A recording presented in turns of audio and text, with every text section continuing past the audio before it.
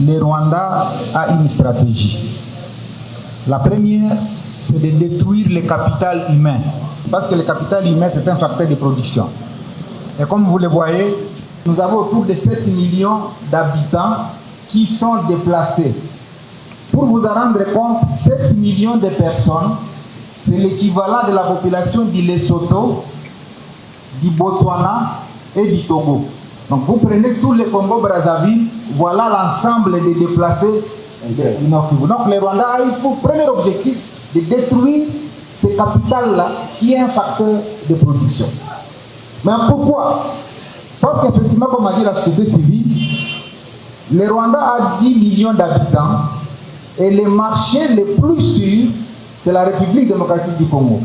Donc voilà pourquoi il doit détruire la capacité productive locale pour trouver facilement un débouché.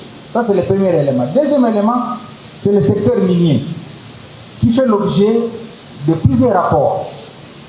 Lorsque j'ai été élu gouverneur en 2007, les revenus du secteur minier étaient équivalents à 70 millions de dollars pour le Rwanda. Déjà parce que le Rwanda avait créé le CNDP bien avant les RCD. Et la prédation du RCD et du CNDP a fait que les revenus montent jusqu'à 70 millions. Mais voilà les chiffres de 2025. Aujourd'hui, les revenus annuels du Rwanda dans le secteur minier, c'est 2 milliards de dollars. De 70 millions à 2 milliards de dollars. Vous comprenez pourquoi la guerre s'est étendue sur Bukavu. Pourquoi on est allé à Bukavu? Parce que les gens disent on est à la recherche des FDLR. Les premiers FDLR s'appellent les récoltes, les deuxièmes FDLR s'appellent les minéraux. Je le dirai toujours. Le président Félix Tshisekedi, quand il a compris la problématique du pillage depuis plus de 20 ans, il a créé ce qu'on appelle la société Primeira Gold, qui est devenue plus tard, je crois, Congo Gold Trading. Avant, pendant plus de 20 ans, la RDC n'exportait que presque 2 à 6 kilos d'or par an. Et le Rwanda a vite compris qu'il faut venir attaquer le sud Kivu pour poursuivre les véritables deuxième FDLR qui s'appelle OR.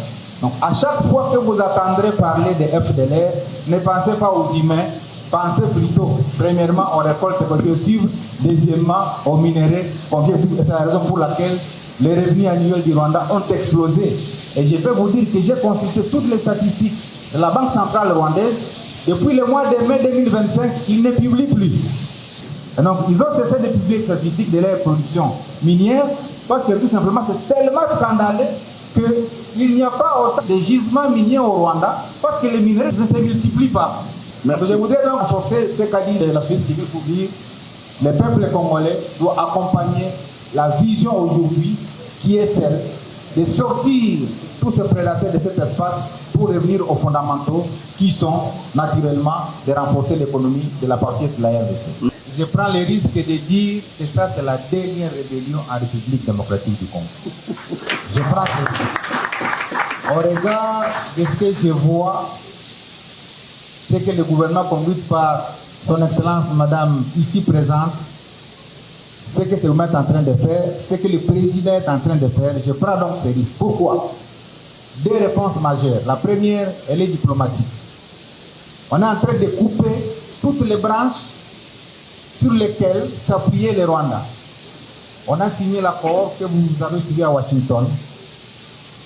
Nous allons nous rendre bientôt. Vous allez dire que c'est pourquoi j'ai pris le risque. On va se rendre bientôt à Abu Dhabi pour signer un accord avec les Émirats arabes unis. C'est dans cet espace où 80% des minéraux en provenance du Rwanda étaient dirigés. On va couper les fils pour qu'on commence à traiter directement avec eux, sous l'autorité de Madame la Première ministre ici présente. La réponse suivante, elle est sécuritaire. Pendant tout ce temps que vous avez suivi, les rébellions se succédaient, eh bien, il y avait une infiltration massive au sein de l'appareil judiciaire.